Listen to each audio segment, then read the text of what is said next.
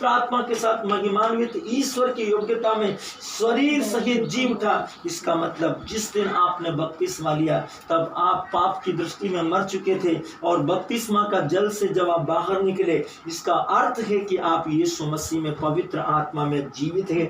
अब आपके ऊपर पुराने मनुष्यत्व का कोई स्वभाव नहीं है। नए जन्म पाने से पहले या बपतिस्मा लेने से पहले आप साधारण थे। अब जबकि हम नए जन्मे हैं सुसमाचार के द्वारा, पवित्र वचन के द्वारा, पवित्र आत्मा के द्वारा, पवित्र बपतिस्मा के द्वारा, तब हम परमेश्वर का घर बन गए हैं। परमेश्वर का घर बन गए। बोले मैं परमेश्वर का घर हूँ। मैं परमेश्वर का घर हूँ। अपने हाथ पे हाथ रखकर बोले मैं परमेश्वर का घर हूँ। मैं परमेश्वर का घर हूँ। मैं परमेश्वर का घर बन गया हूँ। मैं परमेश्वर का घर बन गया हूँ। बपतिस्मा के द्वारा, सुसमाचार को ग्रहण करने के द्वारा, सुसमाचार को ग्रहण करने के द्वारा, पवित्र आत्मा को ग्रहण करने के द्वारा, पवित्र आत्मा को ग्रहण करने के द्वारा मैं परमेश्वर का घर बन गया हूँ। मैं परमेश्वर का घर बन गया हूँ। हालेलुया। हालेलुया। हम जब बपतिस्मा नहीं लिए थे तब हम सर्वसाधारण थे। इसे हमेशा याद रखना।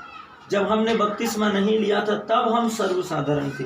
बपतिस्मा लेने के बाद हम नए जन्मे हैं। हम परमेश्वर का घर बन गए हैं। हम में से हर एक पवित्र आत्मा का निवास स्थान है। आप में, हम में से हर एक पवित्र आत्मा का निवास स्थान है। इससे फर्क नहीं पड़ता कि आप कम्युनियन लेते हैं या नहीं लेते। कम्युनियन अर्थात यूक्रिस्ती शरीर और रक्त, यीशु का शरीर और रक्त, वो शरीर और रक्त कैसे बन जाता है?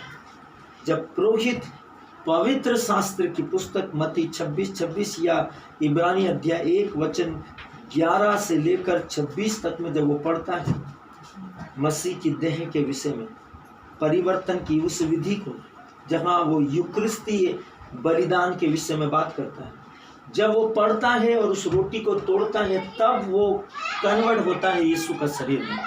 लेकिन जब आप वचन को ग्रहण करते हैं तब आप उसी समय यीशु का शरीर में बन जाते हैं। जब मरियम ने वचन को ग्रहण किया तब उसके शरीर में वचन यीशु बन गया। आप समझ रहे हैं?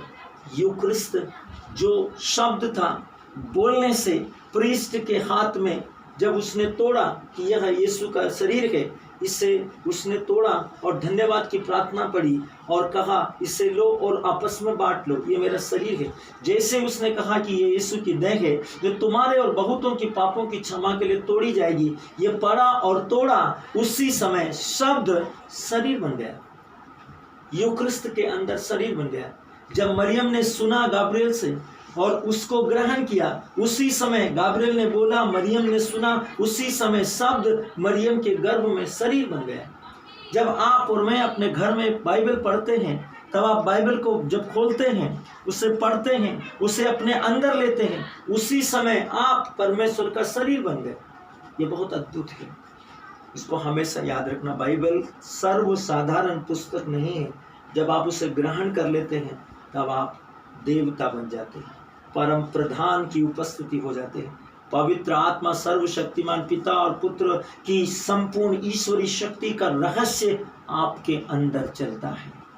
सारी सृष्टि के संचालन करने वाले परमेश्वर, जो कलीसिया को उठाया जाना है, जो कलीसिया उठाई जानी है, जिस पवित्र आत्मा के द्वारा शब्द से यूक्रिस्त यीशु का शरीर बनता है, जिस पवित्र आत्मा की शक्ति से परमेश्वर का शब्द सुनकर शब्द मरियम का गर्भ में गाब्रिएल के द्वारा शरीर बन गया, जिस शब्द को सुनकर पुरोहित के द्वारा रोटी को तोड़ते समय वह यूक्रिस्त यीशु का शरीर बन गया, वही शब्द पढ़ते समय विश्वास के साथ मनन करते हुए आप यीशु का शरीर बन जाते हैं व्यक्तिगत रूप से। ये बहुत अद्भुत है।